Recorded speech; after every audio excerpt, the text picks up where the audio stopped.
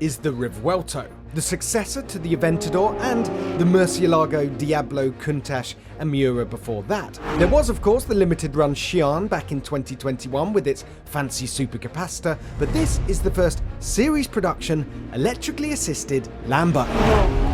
Which means there's quite a big question hanging over this car's head.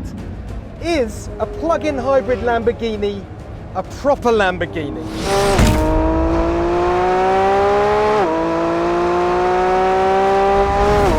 Well, there's your answer. And by the way, that's a big fat yes!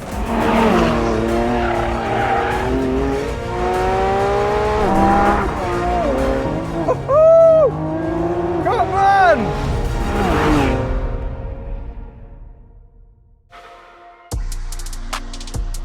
We've already shot a walk around video of this car, link above, which contains all the technical details you need and a fair few you don't, so I won't drown you in numbers, but let's recap on the headlines.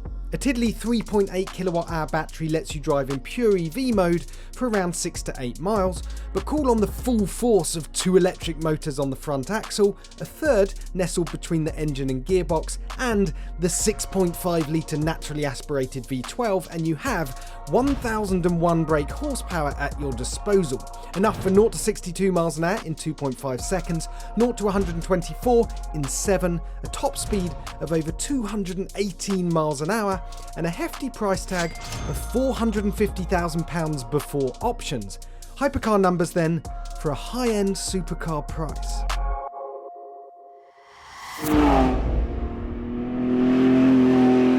Let's start with the engine. Where else? It's the lightest and most powerful V12 that Lamborghini has ever made. 17 kilograms lighter than the one you got in the Aventador, and on its own it produces 814 brake horsepower and 534 pounds-feet of torque, and revs to 9,500 RPM, but that's just the engine. You've then got the electric motors that chime in with 187 horsepower, so it doesn't thrust out of the corners on e-power in quite the same way as you get with the Porsche 918 Spider, say, but it does torque fill beautifully and really jets you down the straight before the V12 takes over and does its thing. And let's be honest, when you've got an engine as special as this, as vocal as this, you don't want to smother it in electricity. The e-motors never do anything other than play second fiddle to the star of the show.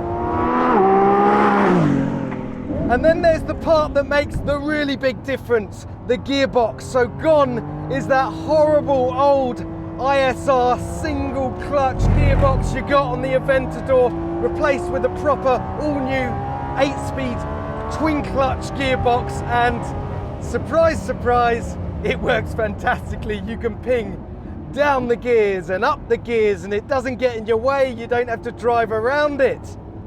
About bloody time! The lithium-ion battery, which can be charged from a 7 kWh plug in just 30 minutes or via regen from all 3 motors and the engine in just 6 minutes, is mounted down the spine of the car. So to accommodate it, the V12 had to be rotated through 180 degrees and the gearbox mounted at the back, transversely. It's both lighter and faster than the 7-speed transmission in the Huracan and has an extra gear because reverse is taken care of by the rear e-motor. All this rearrangement means occupants now have 84mm more cabin length to play with, more headroom and a decent sized frunk, making this a far more practical car than the Ferrari SF90.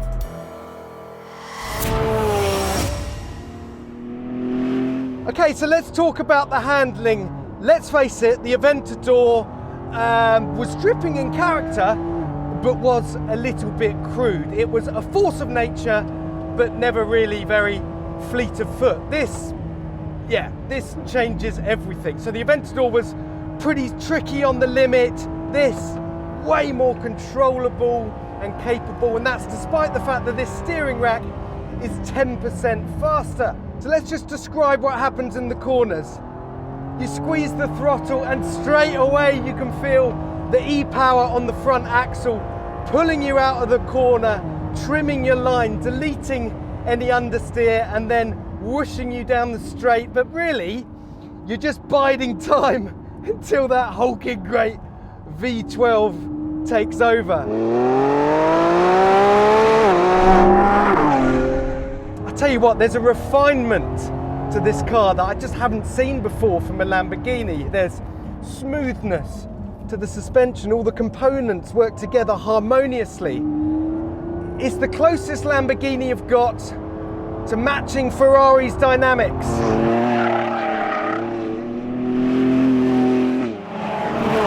I must admit the steering might be a little bit too light for some. I quite like the fact that it has this sort of over-caffeinated feel to the steering rack, but top marks to Lamborghini for making a steering wheel that is actually almost round in 2023. And the layout here is really logical. You've got your driving modes up here, you've got your Powertrain EV modes here, you can adjust your wing here, and your nose lift is over here. We're not going to be needing that on track.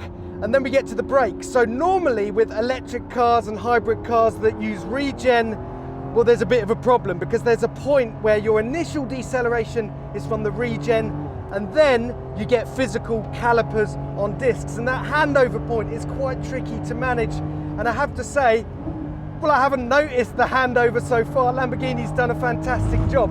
Having said that, we are driving flat out, using the brakes very hard on a racetrack. It could be a different story on the road.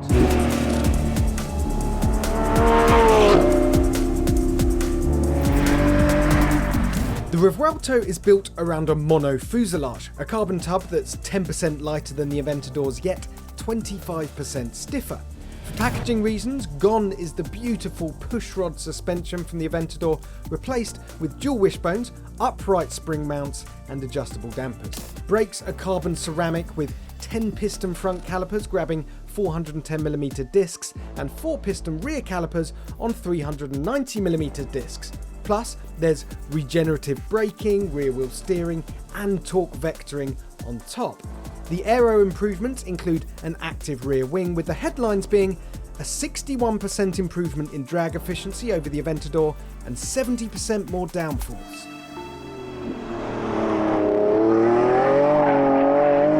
Oh, it just feels stable. And come on, I mean, a lot of the romance in these big Lamborghinis is wrapped up in the fact that they're supposed to be brutish and piggish to drive, but when you have one that has all the touch points, all the noise, all the glorious emotion of a big Italian supercar like this, but actually behaves itself well, you can forget all those old rose-tinted notions. This is what you want. Here we go, double apex, up to third, a little bit wide. Put the cones back, I may have knocked them off. Sorry!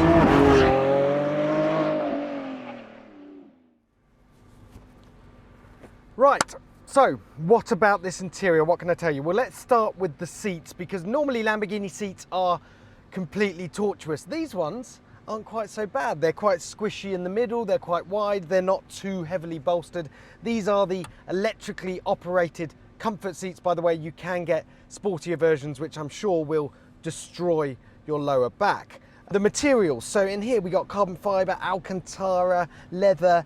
It does appear to have gone up a fairly hefty step from the Aventador. Clearly, Lamborghini has realised if you're going to charge people £450,000 before options, then the materials and build quality needs to be up to spec. And the other thing they've realised is that in the Aventador, you basically didn't have space to put a biscuit in the interior, but here they've made a big effort to put lots of cubbies and useful storage areas. Boring, I know, but bear with me. So under this floating screen, you've got a space here, you've got more rubberized mats and storage space over here. You've got optional cup holders. This car doesn't actually have it, but you can get them in front of the passenger over there. And most exciting of all is the fact that if you move these seats forward a bit, apparently you can fit an entire golf bag on this shelf behind me, which excites me probably more than it should. But the thing about this car is it still feels like a proper Lamborghini. There's a little bit more space in here, but you've got this enormous windscreen that spears away from you into the distance to some sort of infinity point over there. And the rear visibility, if I look through this mirror, is mainly engine with just a sort of little sliver of light coming through. So standard Lamborghini. I should mention these screens that are in front of us. You've got 3 of them now in the Revuelto, a big instrument screen behind there, an infotainment screen in the middle of the dash, and another slim one for the passenger to stare at, react quickly to your inputs. The graphics look fantastic. The really clever bit, I'm told, is that you can take information from this central screen and swipe it left into your instrument display or swipe it right into the passenger display. Not sure how useful that is, haven't figured out how it works yet, but sounds very cool, doesn't it?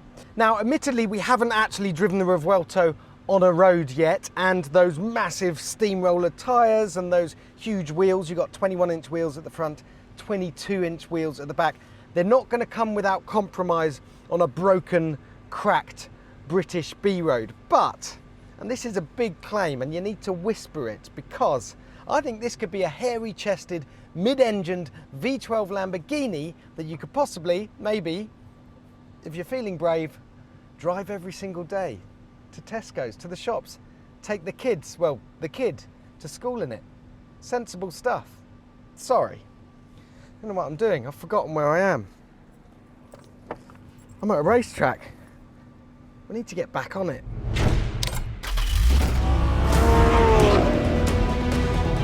This is supposed to be a big scary Lamborghini. What's going on?